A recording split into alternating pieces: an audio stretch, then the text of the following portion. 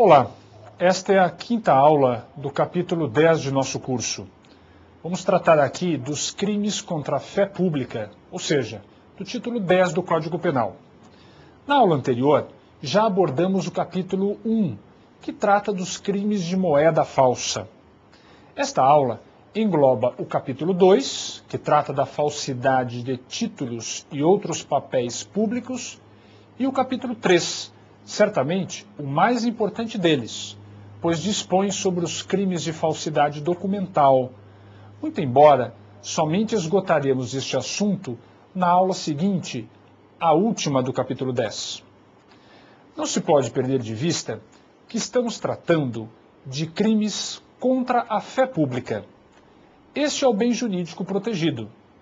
Nas relações econômico-sociais, há sempre a presunção de que os papéis, títulos e documentos são autênticos, até que se prove em contrário. Por isso, o interesse não apenas individual, mas, sobretudo, do Estado, em relação à proteção a este relevante bem jurídico, ou seja, a fé pública. Iniciemos, então, pelo artigo 293, que, aliás, foi bastante modificado pela Lei 11.035 de 2004. O caput emprega o verbo falsificar. Verbo, aliás, que será muito comum e muito presente nos crimes que estudaremos a partir de agora.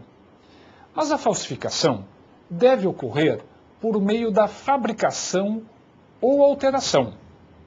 Fabricar é contrafazer, é imitar a verdade. Alterar é modificar, no caso, título ou papel que já existe, com violação, insisto, à fé pública. O inciso 1º foi modificado inteiramente pela citada lei, a Lei 11.035 de 2004. Tem agora a seguinte redação: selo destinado a controle tributário, papel selado ou qualquer papel de emissão legal destinado à arrecadação de tributo. Note que este novo inciso 1º está bastante relacionado à questão tributária. O crime consiste, portanto, em falsificar, fabricando ou alterando tais selos ou papéis destinados à arrecadação de tributo. Se além da falsificação houver também a sonegação de tributo propriamente, para aquele que sonegou, o entendimento predominante é que haverá apenas o crime de sonegação, previsto na Lei 8.137 de 90, que é a lei contra a ordem tributária. Trata-se, no caso, do emprego do princípio da consunção, muito invocado nos crimes de falso. Portanto, muita atenção para este princípio, o princípio da consunção. Se o agente falsificar documento ou selo visando a sonegação de tributo, insisto, prevalecerá o crime fim, que é justamente o de sonegação. Ao passo que o crime meio, o artigo 293, inciso 1º, será absorvido. Neste caso, ainda que haja aparente conflito de normas, usa-se o referido princípio da consunção, razão pela qual o agente somente responderá pelo crime visado, ou seja, pela redução ou supressão do tributo. De qualquer forma, guarde este princípio, pois será ele muito importante para nosso estudo, especialmente neste momento que estamos tratando dos crimes contra a fé pública. Temos ainda outros incisos previstos no artigo 293, que estendem, que ampliam o objeto material do falso. São eles: inciso 2, papel de crédito público, que não seja moeda de curso legal. Inciso 3º, vale postal. Inciso 4º, cautela de penhor, caderneta de depósito, de caixa econômica ou de outro estabelecimento mantido por entidade de direito público. Inciso 5º. Talão, recibo, guia, alvará ou qualquer outro documento relativo à arrecadação de rendas públicas ou a depósito ou calção por que o poder público seja responsável. E, por fim, o inciso 6º, que trata de bilhete, passe ou conhecimento de empresa de transporte administrada pela União, por Estado ou por município. Dentre esses incisos, vale destacar o último, que trata da falsificação de bilhete ou passe de empresa de transporte, desde que administrada pela União, pelo Estado ou pelo município. A empresa poderá ser privada, conveniada com uma dessas pessoas jurídicas de direito público, mas o passe ou o bilhete deve ser administrado pelo Estado. O Estado no sentido amplo.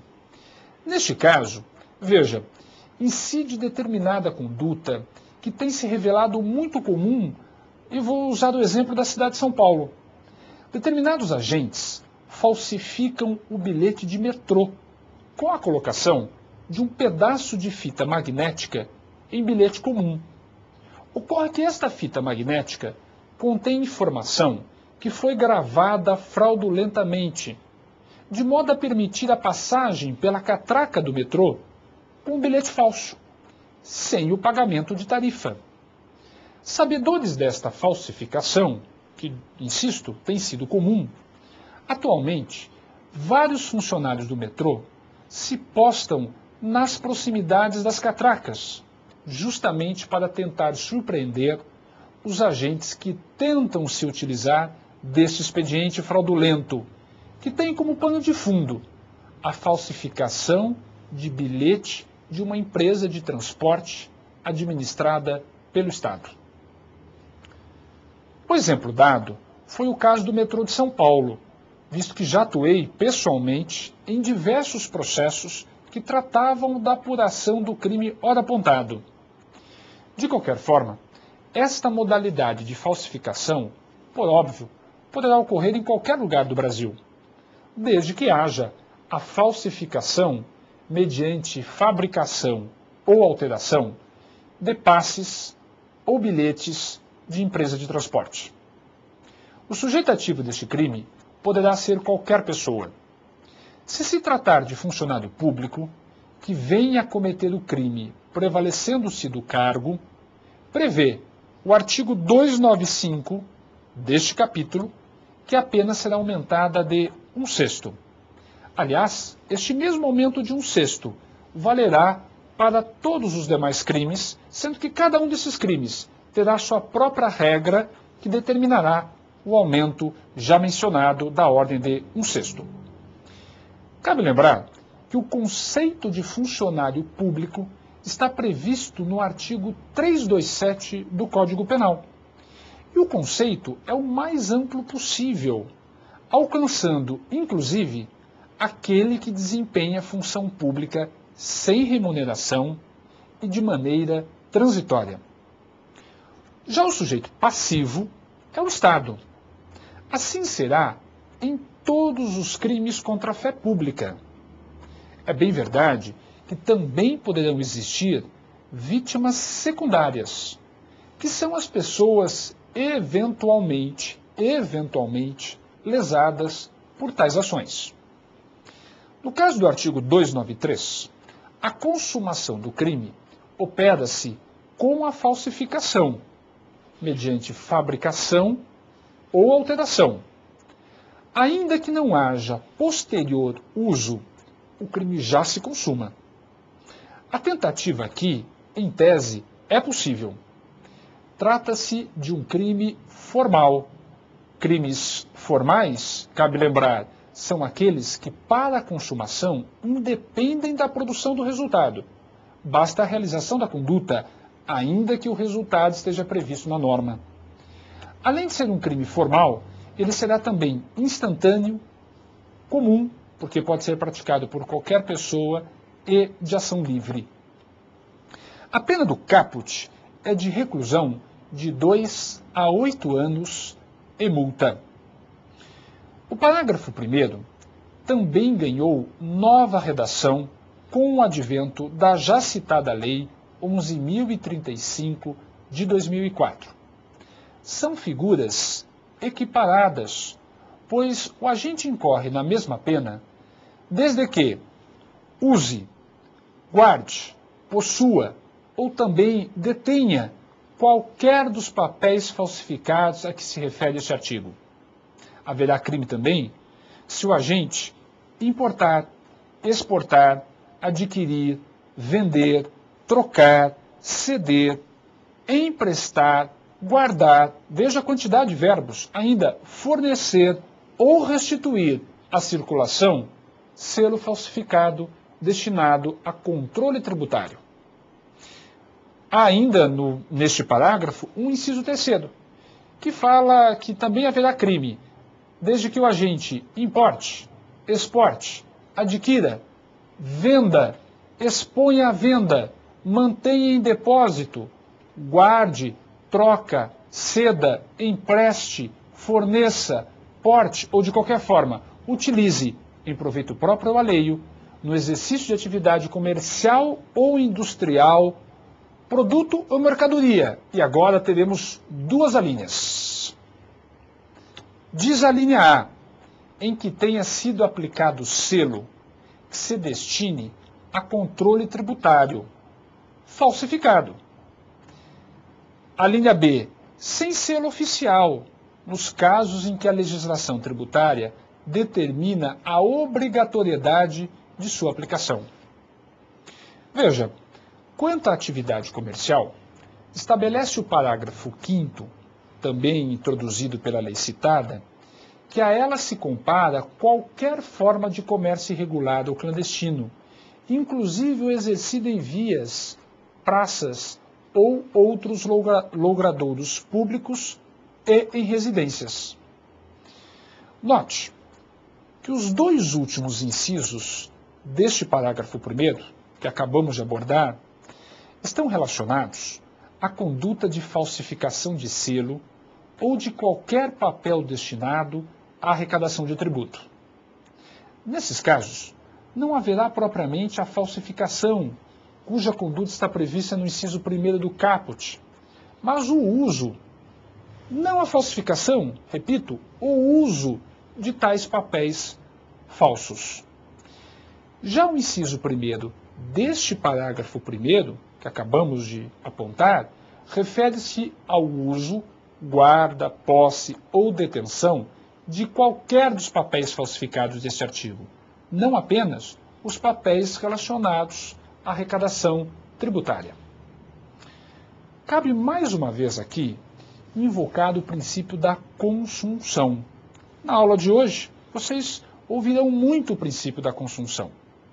No caso, aquele que falsificar e depois usar o papel ou documento falso, segundo amplo entendimento doutrinário e jurisprudencial, responderá apenas pela falsificação, sendo o uso um pós-facto impunível. Atenção!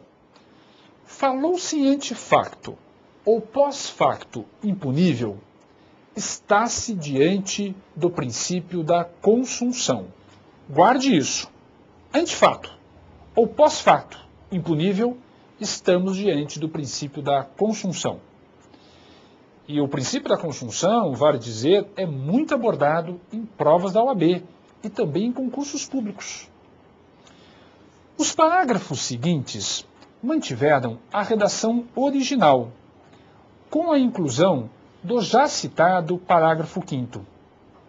Diz o parágrafo 2º: suprimir em qualquer desses papéis, mesmo quando legítimos, com o fim de torná-los novamente utilizáveis, carimbo ou sinal indicativo de sua inutilização. A pena agora é de reclusão de 1 a 4 anos e multa. Veja que, neste caso, a conduta é bastante específica. O agente torna o papel reutilizável, em clara afronta à fé pública. Prevê o parágrafo 3º que incorre na mesma pena quem usa, depois de alterado, qualquer dos papéis a que se refere o parágrafo anterior, ou seja, na hipótese de reutilização desses mesmos papéis. Já o parágrafo 4º trata de uma figura privilegiada. Estabelece que quem usa ou restitui à circulação, embora tenha recebido de boa-fé, qualquer dos papéis falsificados ou alterados, a que se referem este artigo e o seu parágrafo 2º, e depois de conhecer a falsidade ou alteração, restitui este papel, este agente incorre na pena agora de detenção de 6 meses a 2 anos ou multa. É uma hipótese agora de competência do Juizado Especial Criminal.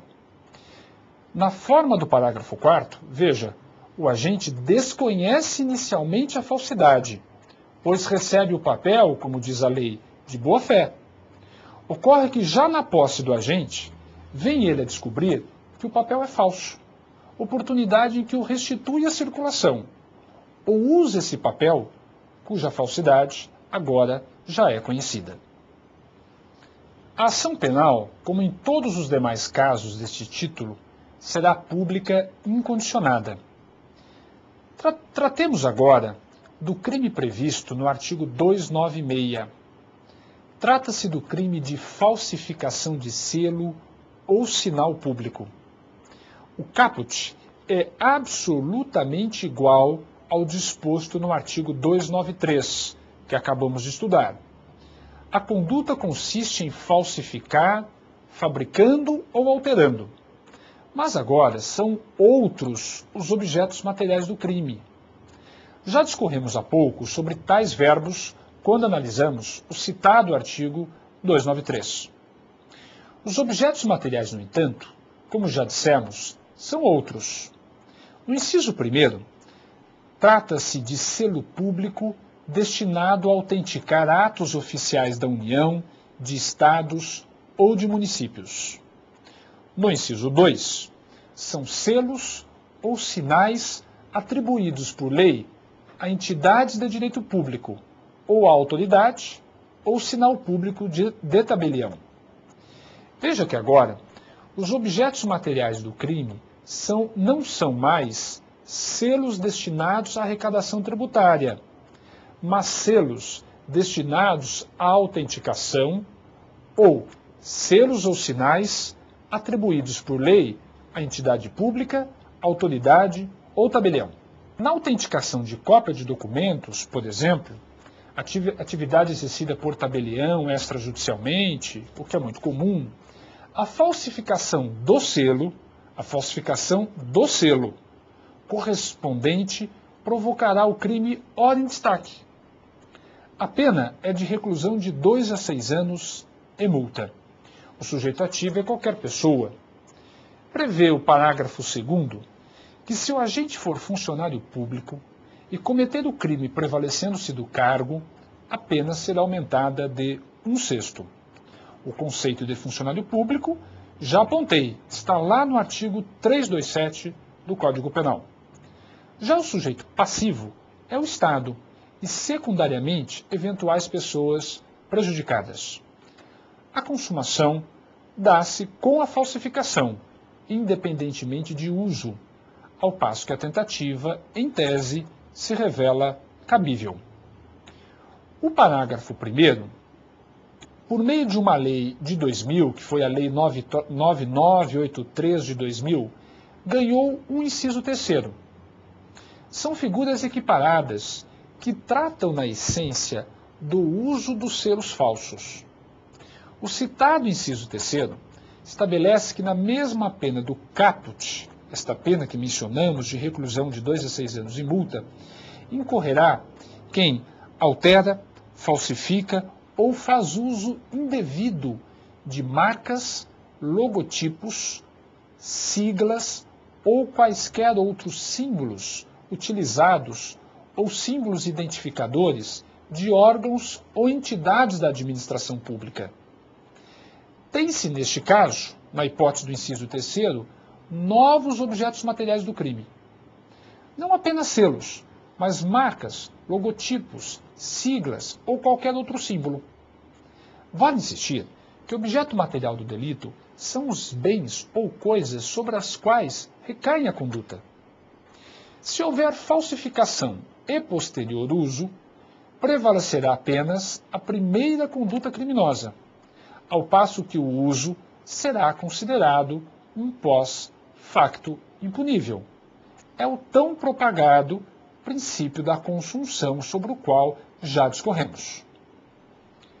Tratemos agora de um dos mais importantes crimes deste título. Estou falando do crime de falsificação de documento público previsto no artigo 297.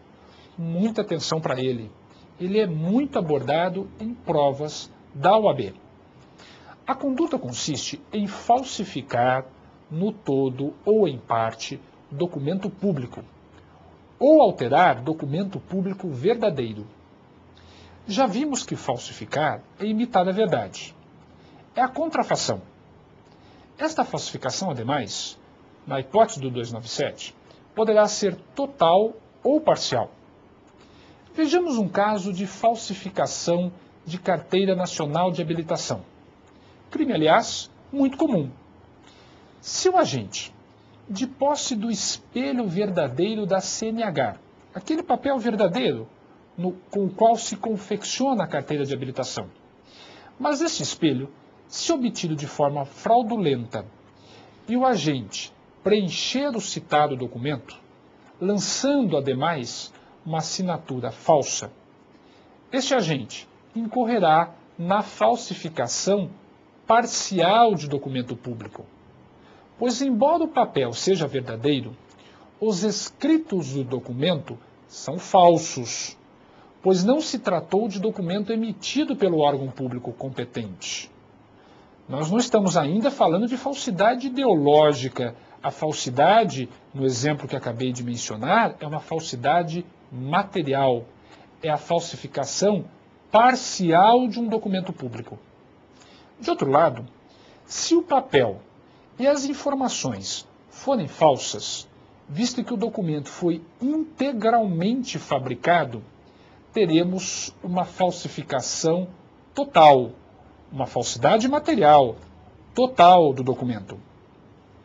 Ocorre que a falsificação pode ocorrer também por alteração, como vimos da leitura do caput. Será a hipótese de se lançar uma rasura, uma emenda, um borrão, enfim, uma alteração do documento. Lembro-me muito bem de um caso em que atuei. O agente, de posse de sua própria CNH, apagou a letra B, que identificava a categoria de habilitação, portanto, ele era habilitado para a categoria B, e este mesmo agente lançou falsamente a letra D, D de dado, de modo que o agente passava a estar habilitado a dirigir veículos de carga. Neste caso, a hipótese foi de alteração de documento público verdadeiro. Veja a diferença.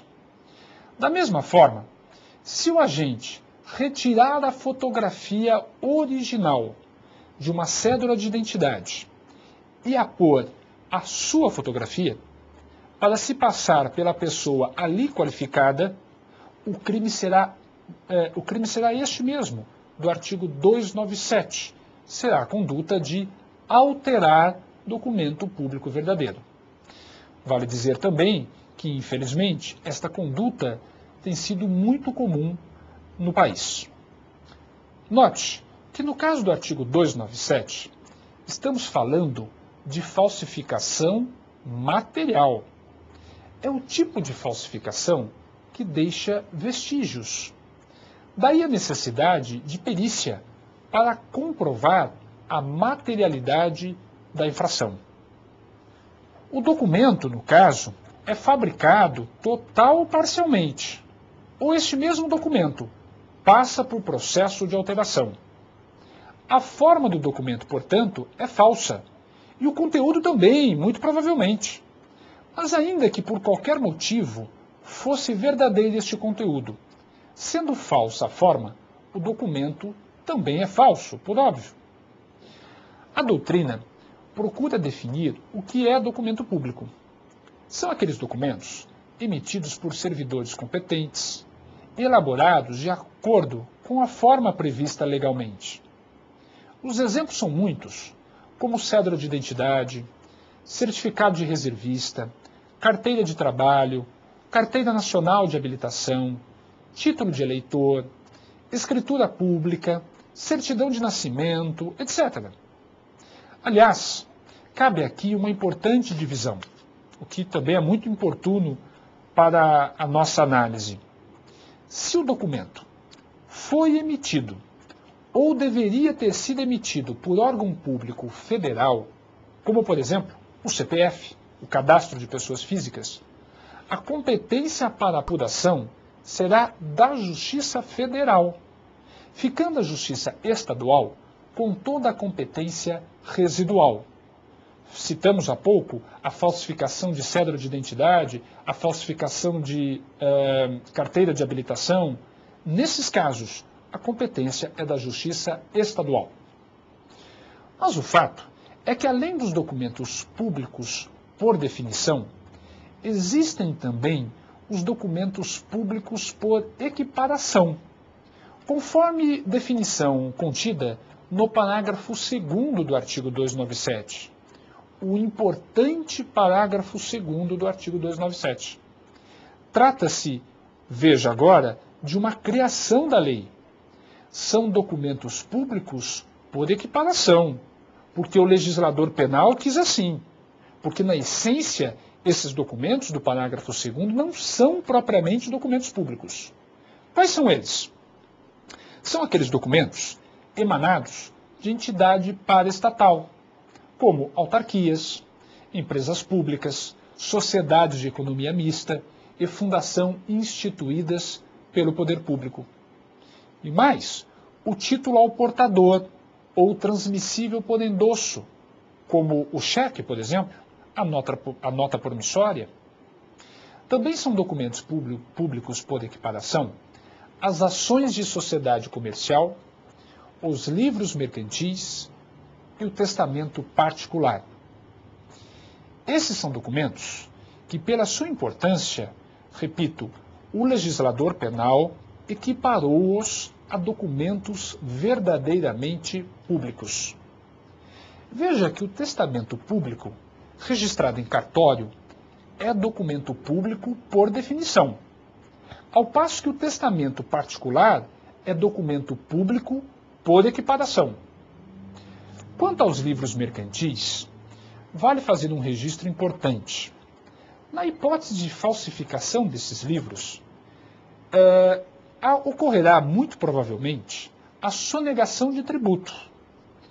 Na imensa maioria dos casos, falsifica-se o livro mercantil para sonegar tributo.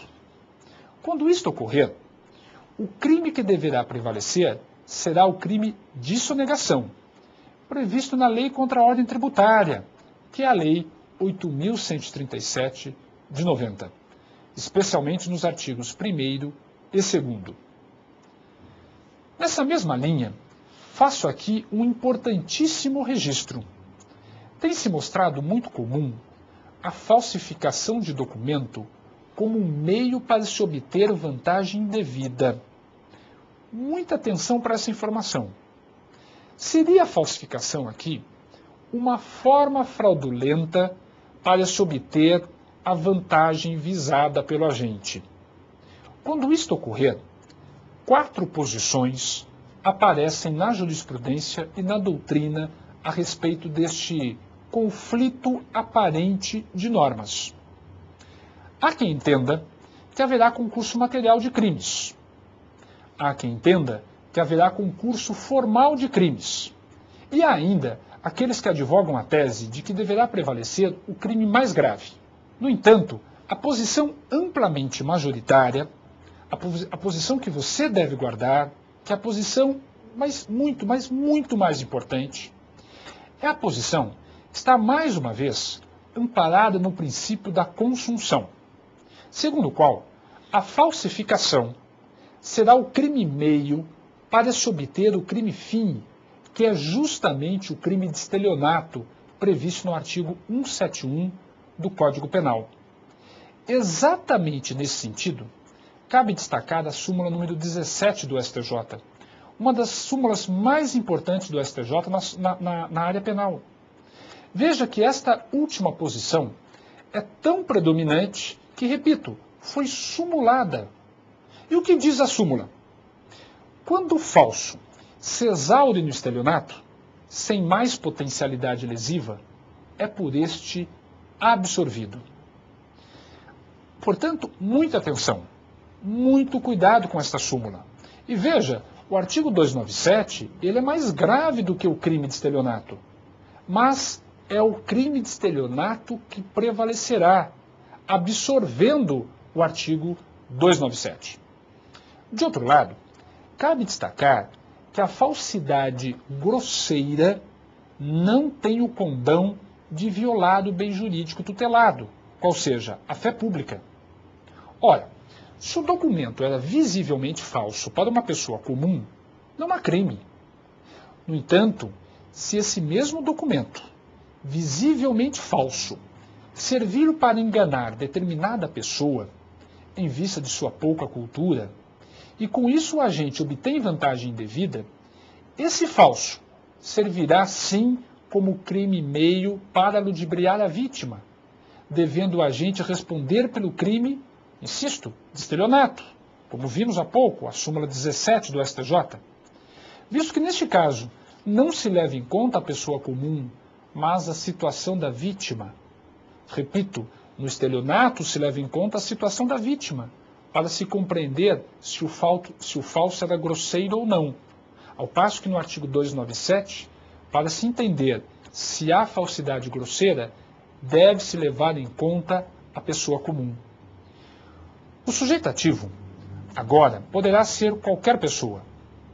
Prevê o parágrafo 1º, se o agente for funcionário público e cometer o crime prevalecendo-se do cargo, a pena será aumentada de 1/6. Já o sujeito passivo, como vimos nos demais crimes, e aqui não se altera, é o Estado, e secundariamente, eventual pessoa lesada. A consumação dá-se com a falsificação ou alteração do documento, independentemente de uso. A tentativa é cabível. A pena do artigo 297 é de reclusão de 2 a 6 anos e multa. Se houver uso do documento falso, o agente responderá pelo crime do artigo 304, sobre o qual discorreremos mais oportunamente em nossa próxima aula. Mas se o agente falsificar e usar, como já vimos, responderá apenas pela falsificação, sendo o uso um pós-factum impunível. Eu prometi que falaria muito sobre o princípio da consunção, e estou fazendo. Boa parte da doutrina entende que a cópia autenticada de documento público também é documento público, de modo que sua falsificação ou alteração dará ensejo ao crime ora em estudo. Já a cópia simples não é documento, pois não tem o status de tal. Mesmo cópia simples de documento público não tem valor jurídico, sendo que, nesse caso, não ganha tutela dos crimes ora em comento. A Lei 9983 de 2000 acrescentou 2 novos parágrafos ao artigo 297. São os parágrafos 3º e 4º.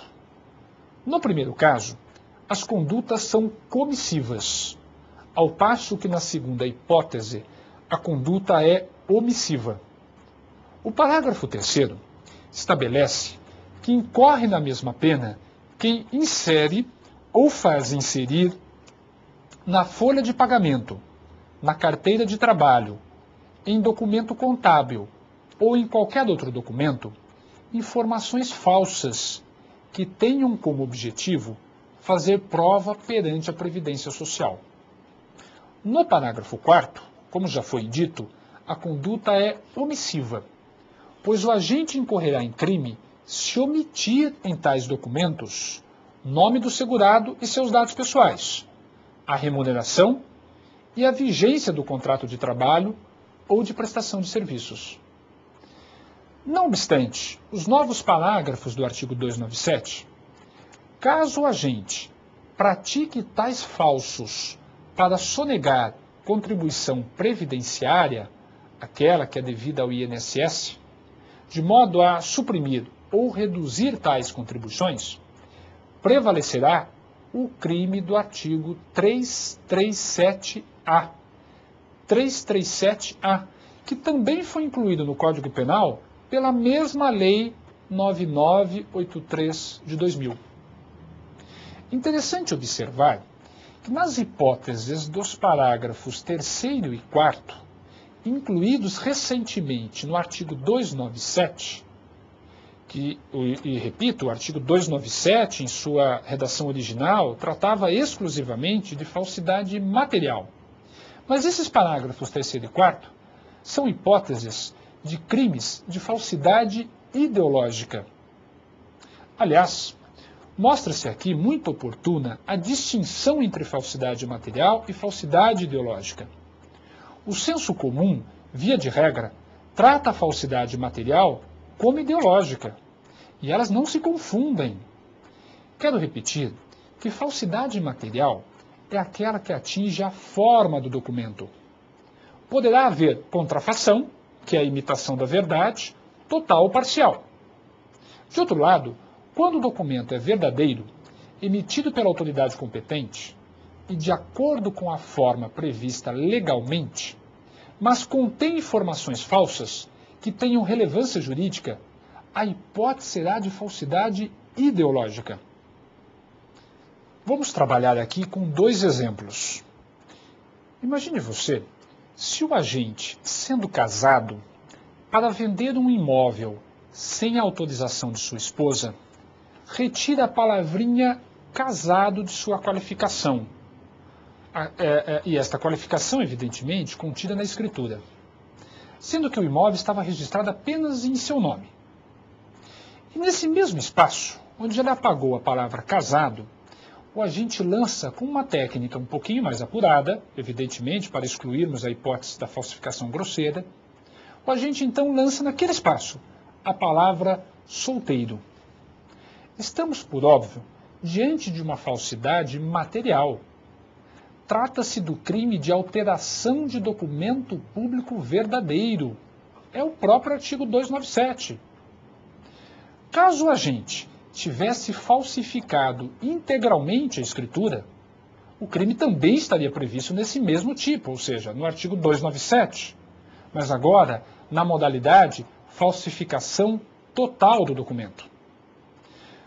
No entanto, se o agente, ao adquirir um imóvel, omitir dolosamente sua condição de casado e fazer inserir falsamente a condição de solteiro em sua qualificação, já pensando no futuro, para que neste futuro ele não venha depender da autorização da esposa para dispor do imóvel, o crime agora é de falsidade ideológica, previsto no artigo 299, sobre o qual discorreremos logo mais, ainda nesta aula.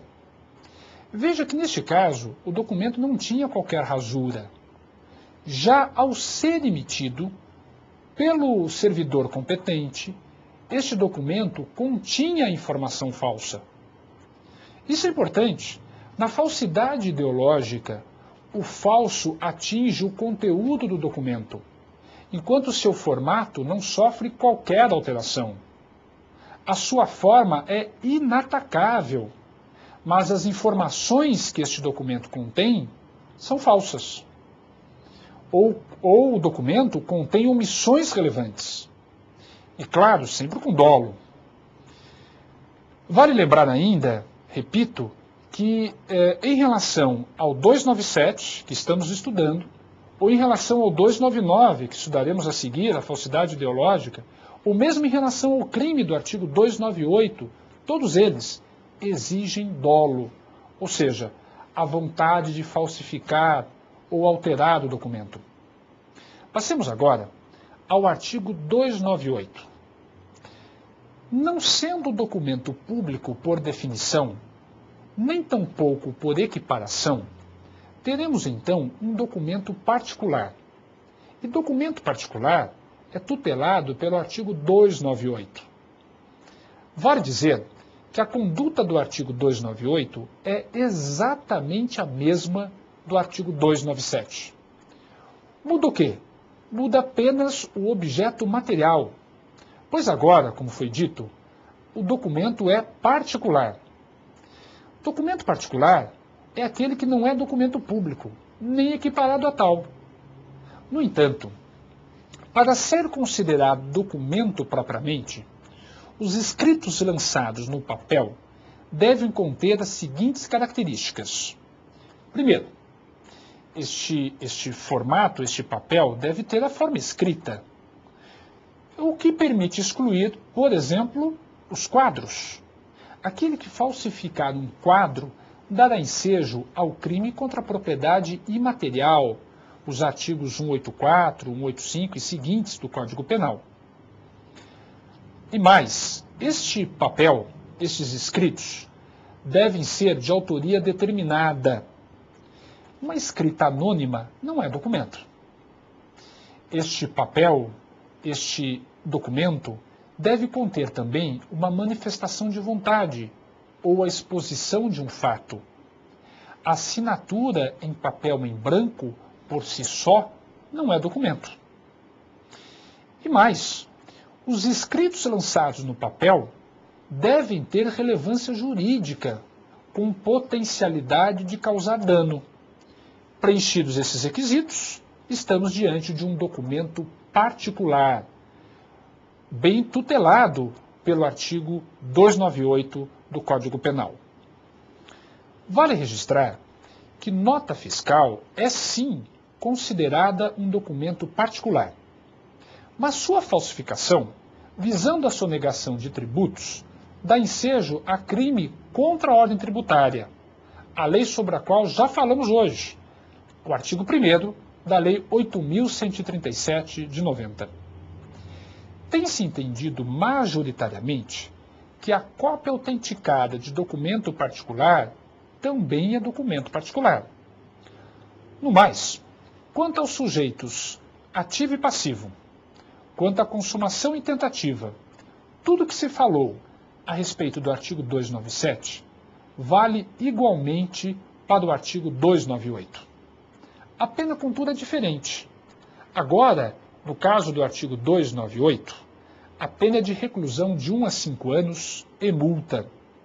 Veja que aqui é admissível a suspensão condicional do processo. Benefício cabível, benefício incabível na hipótese do artigo 297.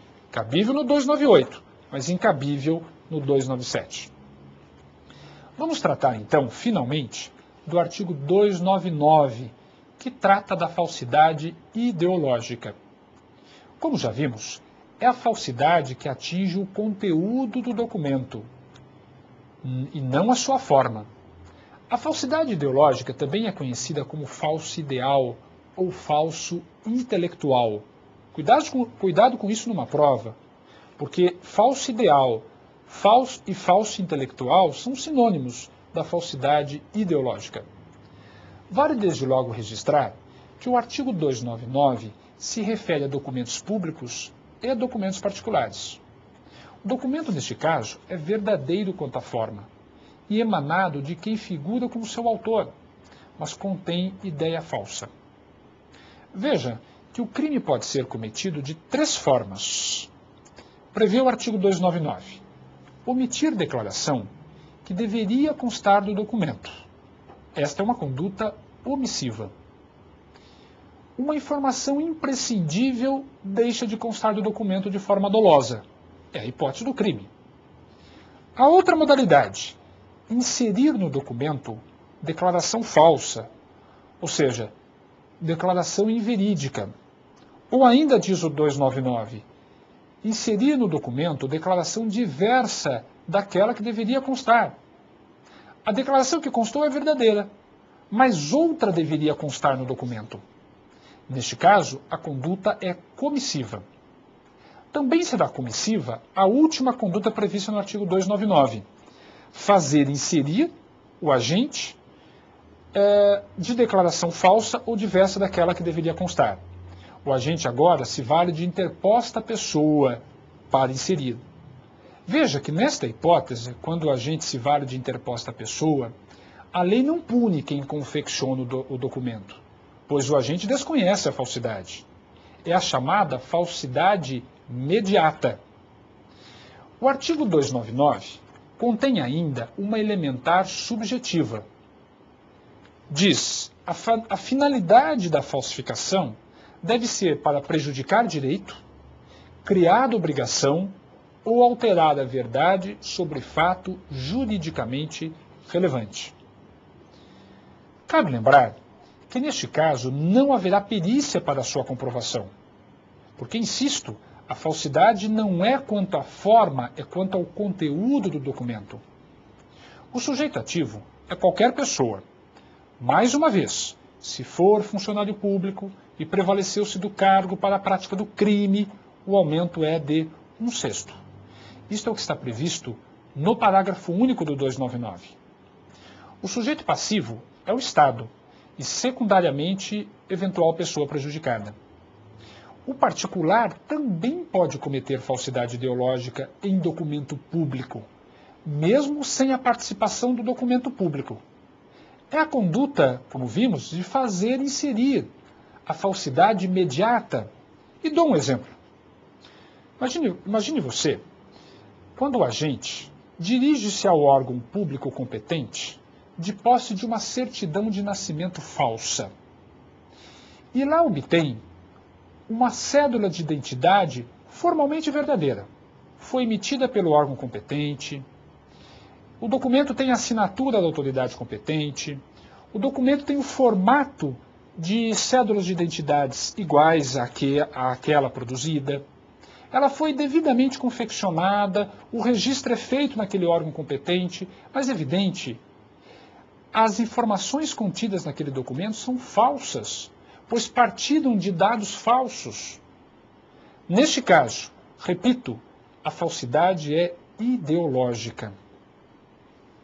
A consumação neste crime dá-se com a efetiva omissão ou com a efetiva inserção dos dados falsos.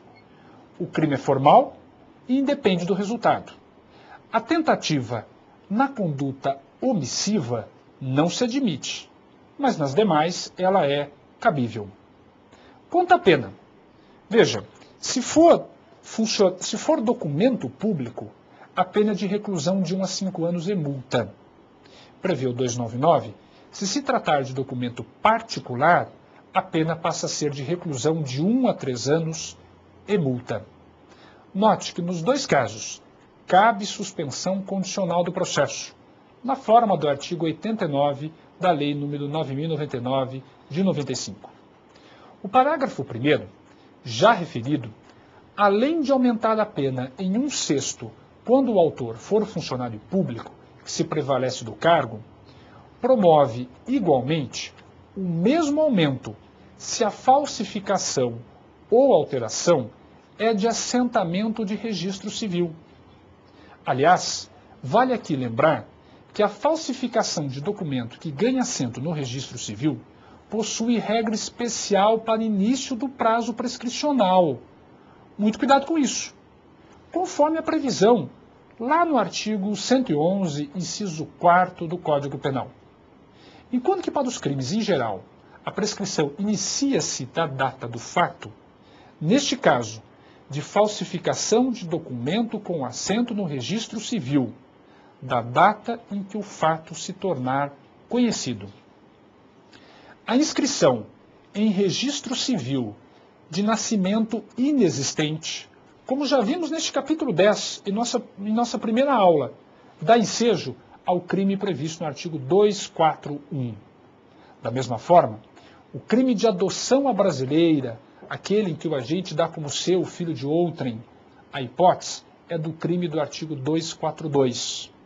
Observem que nos dois casos, houve sim falsidade ideológica, mas a falsidade ideológica será absorvida por esses crimes, o 241 e o 242, valendo-se aqui do princípio da especialidade.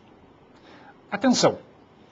Aquele que preencher uma folha em branco já assinada por um terceiro poderá incorrer em falsidade material ou em falsidade ideológica.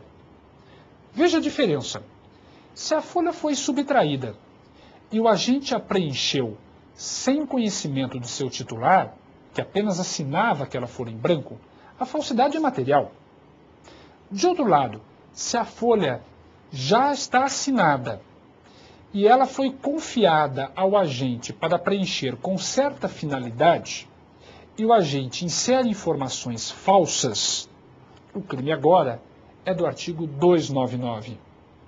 Neste caso, ou em qualquer outro de falsidade documental, se é intenção do agente valer-se do documento apenas para obter vantagem indevida, como já vimos, prevalecerá apenas o crime de estelionato, conforme a súmula 17 do STJ, súmula essa já mencionada. Também na falsidade ideológica, se houver o uso posterior, aplica-se o princípio da consunção e o agente responde apenas pela falsidade, restando o uso absorvido. Com isso, encerramos nossa aula de hoje. Na próxima aula, terminaremos este capítulo 3 e trataremos do capítulo 4, também dos crimes contra a fé pública, fechando assim o capítulo 10 de nosso curso. Até lá!